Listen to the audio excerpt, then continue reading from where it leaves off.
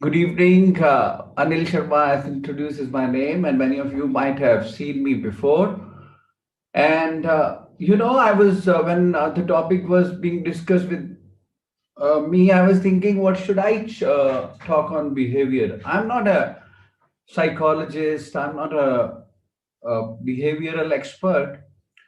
What has happened, however, is that in last 25 plus years of working, I've interacted with a lot of youngsters, and I keep observing them, and I keep observing the behaviors which have changed in last three generations. So one which is us, we called Gen X, and then Gen Y, people were typically between 25 to 35, maybe 37, 38, and Gen Z, which is like youngsters.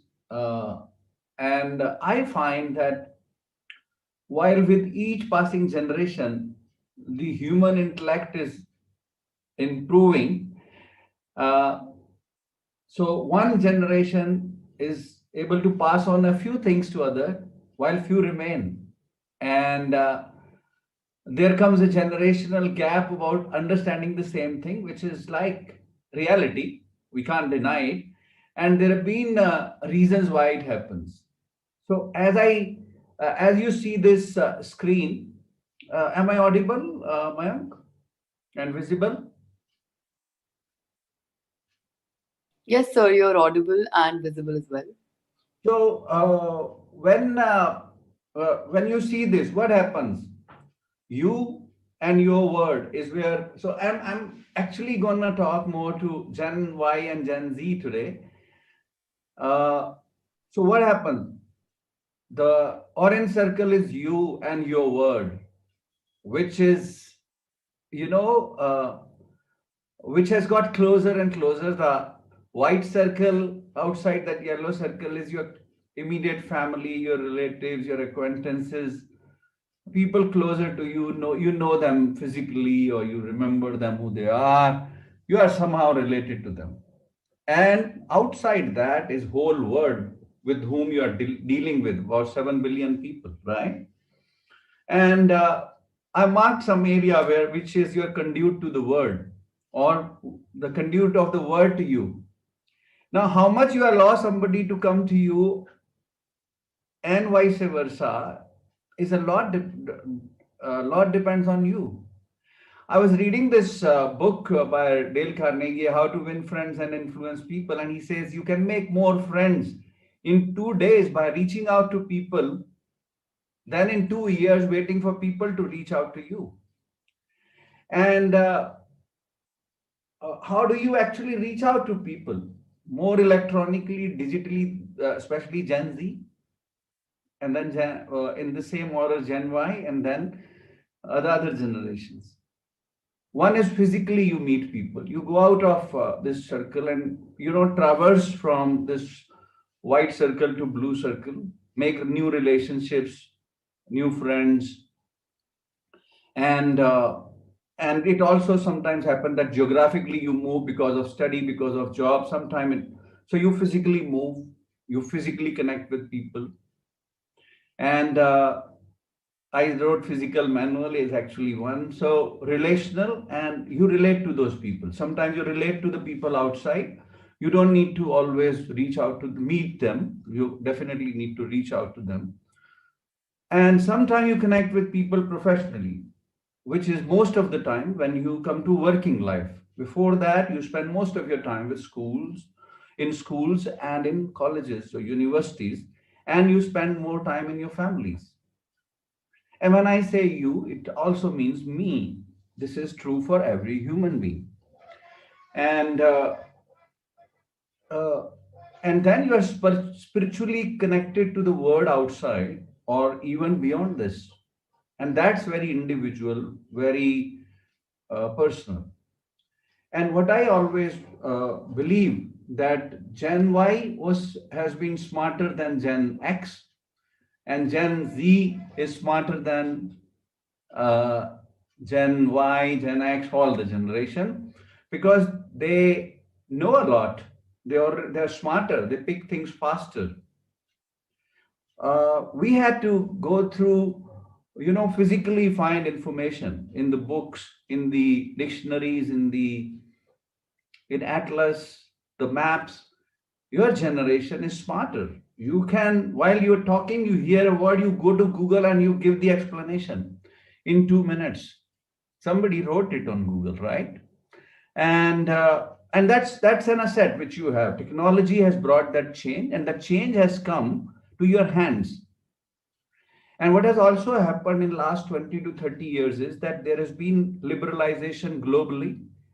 So people are connecting globally to each other. There is more wealth created, especially in areas like Asia, most of Asia, of which all of us are beneficiary. And what has that done is more urbanization has happened.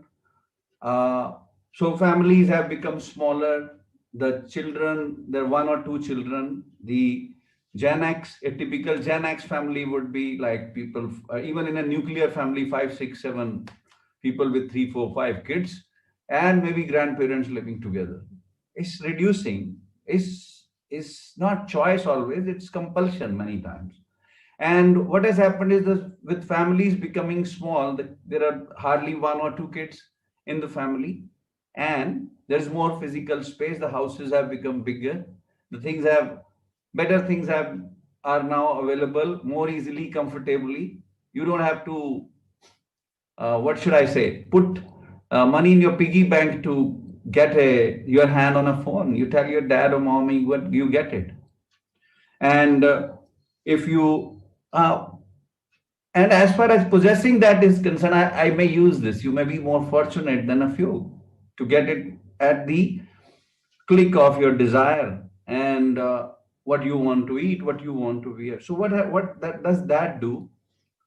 By default, a behavioral pattern is getting created, which tells that okay, you can get what you want, you can reach out to anybody you want, you can get any information you want, and most of that information is on your phone, on the screen which you use. And check out your screen time.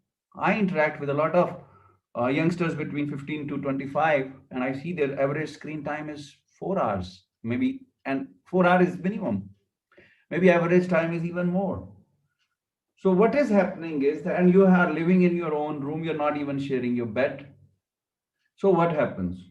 No, nobody's teaching you this. Nobody's telling you it is good or bad. Neither it is good or bad. It is what it is.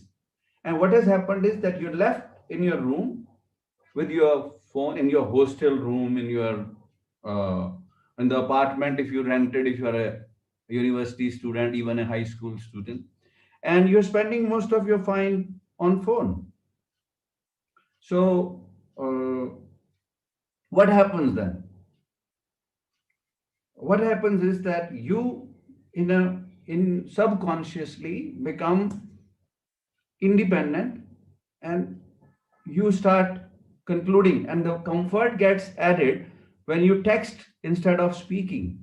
So while phone is there, and of course there are a few people you talk a lot to, but I see that there is a lot of text which is happening, and you don't want interference in your space. And when I say you, I mean anybody. My own children are your age, so they don't want anybody intruding in their space physically, mentally, emotionally.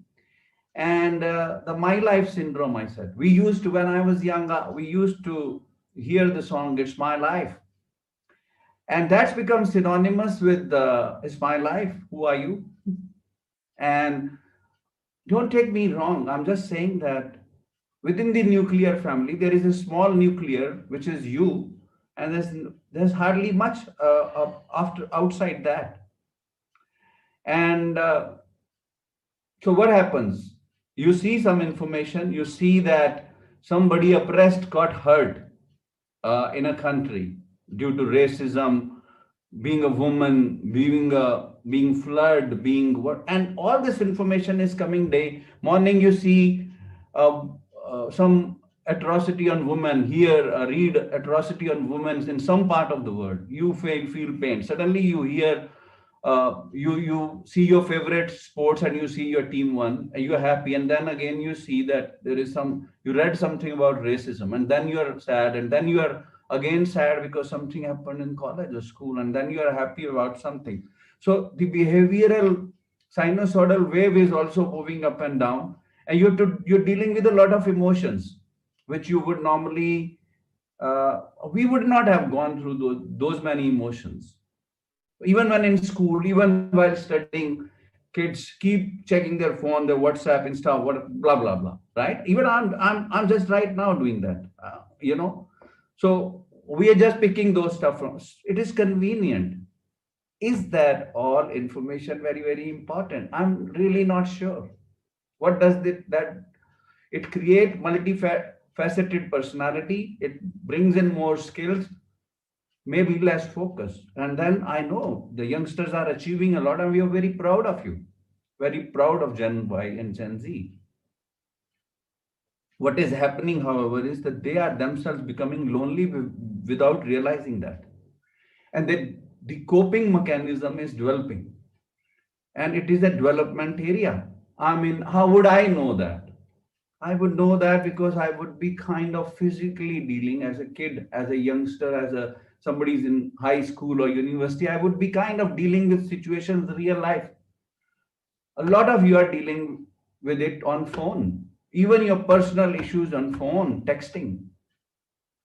And most of the people you talk to are school or college friends who are also in the same zone. But yes, everybody is constructed differently. So yeah, you do get some suggestions. But actual sharing, helping, caring, these are becoming learned behaviors. Your parents also don't want to disturb you thinking you are busy in you, and then yet they have kind of accepted those behaviors at homes.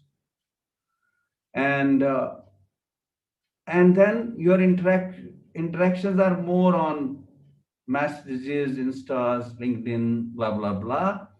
And if somebody, when somebody talks to you, you want to read because you want to cut the crab and come to the point. So what's the point? I hear a lot of youngsters talking to me, but what's the point? Duh, right?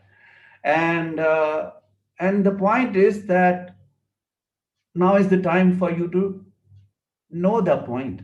And the next slides will take you through.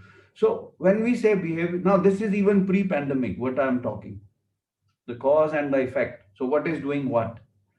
So it has created a lot of lonely youngsters, maybe globally, very very strong mentally also, but not dealt with actual situations really. Patience is running out, and well, we talked about it. Next slide. And what has pandemic done? It has compounded those issues. Now it is your in engineering we call a term tampering. What happens? You heat the metal so it becomes molten, and then you put quench it with water, and then you put in heat again so that it becomes stronger. So what is happening now? The whatever amount of physical interactions were possible pre-pandemic, post during the pandemic, that's also not happening. Most of us are constrained to our rooms, hostel rooms, rented apartment rooms where we are living alone. A lot of people got stuck wherever they are. Some are okay with the family, but they see same three people for last 8 9 months, same people again and again, and that's boring too. Uh, we keep hearing people started moving a bit, and then we keep hearing of second wave, third wave, which even makes us more scarier. So what happens? We are mentally and physically scared because yeah, it is scary. And but mind keeps working. It keeps thinking about career, whether I'll be alive or not, and anxiety. What is it doing? Anxiety is increasing. Now, one good point about this is that this is forcing a lot of behavioral change because most of us are dealing with it correctly. And thank God for that we are talking about it. I'm talking and you are hearing. That means we have not succumbed to COVID, right? Grateful. Next slide, please. And and few good things. As I said, there are some developmental behaviors, some behaviors set in by default. Now, some behaviors are getting corrected by default. What are those behaviors? I mean, it's making people understand and think what are the real important things. Life itself is important. We never cared for our life so much. And now a small microorganism is scaring us. That if we touch a surface, it might kill us. So, okay, well, we've started caring about our life. Now, here I'll take a pause and say, look, it is important to remain, the life is a gift, and to remain life under any circumstances is good because next day your life could change for good, forever. And a lot of youngsters are not thinking like that. They're getting desperate. Some are short on money, some think their career is, you know, pandemic has also taught one thing. You and me, all of us have created a web of desires, things we need. Actually, we did not. I mean, there are a lot of things which we were doing, which we now, even I think, have been unnecessary. Some expenditure, some even some relationships, even some people we were spending time because they got tested during the period, and also lot of vices did not were not required. What was rather required? Family, probably the love, affection, and what it is coming doing is that we have once we have understood it, we care for our family more. Even and Gen X, Y, Z here are getting unified on two things. My life is important. Life of my loved ones is important. Nobody is worth losing. Well, many of us, many of listeners might have suffered due to COVID itself. Well, I would say that you're brave, that you're hearing this, and maybe that is the reason you need to hear this, that we understand your word because it's happening all around the world. And we are with you. Now, sharing our fears, small joys. So, what happened? Again, we go to TV or news, we see there are some good news makes us good. Oh, vaccine is found. Now, Oxford vaccine is getting ready. Now, this vaccine is these small happiness, which is again life saving, puts more emphasis on life. There is one more thing which is happening. We are uh, we are getting to see right role models. A few stars in the world of cinema, in the world of sports. They're very successful on their skill, but are their lives worth emulating? Most of the time, not. I have had favorites as youngsters. I still have. Now, do I shape my life around them or around the people who can lead me and I can see it every day? So, new role models are getting created. Health and sanitation worker, doctors, nurses. Doctors have been role models for a long time. But in this period, even forces and police are in many countries and territories around the world are doing a phenomenal job. Common people, I mean, we realize that you need milk every day. So I think even all generations would know that they can't survive without that basic food, and somebody is making sure that their shop is open and you and me get it. And that there is a delivery boy who's kind of facing the heat outside, facing the scare outside, but coming to deliver every time we need it. So they are becoming real life heroes. Why not? The work is very important, and that also creates some equity of work. Now, how about it? How to think like this? If you were not thinking like this, if you are only thinking about, so our focus has moved from us to others, appreciating our family, appreciating our relationship, appreciating that lives of everybody is important. Next slide, please. And we also are finding that we are not alone. It's a humbling experience. We cannot deal with it alone because we may not be self-sufficient. So we need all this. So come back to the same conduit thing that, now Your white conduit is becoming bigger, and it is enveloping all those who are every day helping you physically, mentally, emotionally. And then the whole world is getting connected.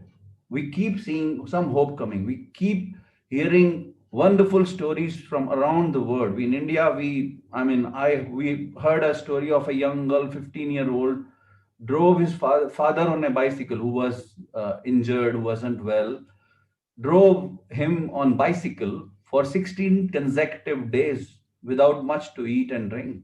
Survived. She's become a national hero. And I know, for example, Philippines at the same time had typhoon, and people are braving that out. Salute to people of Philippines to do that. And we had in India also uh, at many places floods, etc. So people are dealing with all this together, and the belief of oneness of world, society, country is also coming. I think it's a good experience to for and a lifetime learning. Next slide, please. And what do we worry about? Losing an ear, losing a job, losing some money? Well, that's not more important than life, right? And you youngsters, especially Gen Y, Gen Z, you have stories. We hear in history Second World War stories and Nazi camps and blah blah blah. And some people narrate it. We still don't know them personally. We see them their videos. You are a generation which has got prepared for worst. So you become stronger. And you have stories to tell the next generation that how bravely your generation fought this physically, emotionally, mentally, financially too. So there's nothing to give up. We talked about this microorganism, it's crippling the world, right? But yes, world has dealt with most of things, and so will your world, your family, and you. Next slide, please. And what happens on the other side of the pandemic, despite the fear, despite the loneliness, despite anxiety, which had, kind of what will happen? Actually, nothing. It's all in the mind and your phone, maybe. Nothing outside. Governments have stopped. Large powers are crippled. So don't worry. Nothing wrong is happening. We go through the other end of the pandemic, and what happens? We become stronger, and well, on the other side of pandemic, we have enough to cheer, enough people to cheer, enough people to cheer for you. You have your next academic year coming, for a lot of them a new job, maybe a new skill which you learned, maybe you read, and life will be, I'm sure, better on the other side, because you have become a better person and I've become a better person, and that we are connected like this, that we could talk like this. Next slide, please. And you would be proud that you are stronger. You're not the one who killed himself out of ignorance to deal with pandemic, or mentally wear out in the process. And when a wrong thought comes, you'll be more prepared to call your mama, papa, your brothers, sisters, your friends. And I would even say, if you could not reach out to anybody, just go out, find somebody to talk to and say, oh, I have this negative thought. What do you think? Talk to two, three, four people. I would do that. I still do that. I still pick the phone, call up if I'm distressed. I still try and reach out to people who need my help and I need their help. This learned behavior should become a natural behavior. If it is not, be deliberate about it. And I think Stephen Covey talked about interdependence. You don't need to be dependent. You don't need to be totally independent, that you exist outside this world. The real victory, even for an individual, is in a public victory where people are interdependent, be it your parents, family, friends, word, organization. And we will learn that we will be doing the right things, not every time the happy things, that we are alive with a lot, whilst a lot of them could not, that we can get and give help. Aren't we grateful? Aren't we grateful that there is a whole life in front of you? So, what is my concluding message? My concluding message, especially to youth, is you are the asset for the generations existing and the ones to follow. The whole future of the world, also, your family, also, your society, your nation revolves around you, and how you think makes a big impact.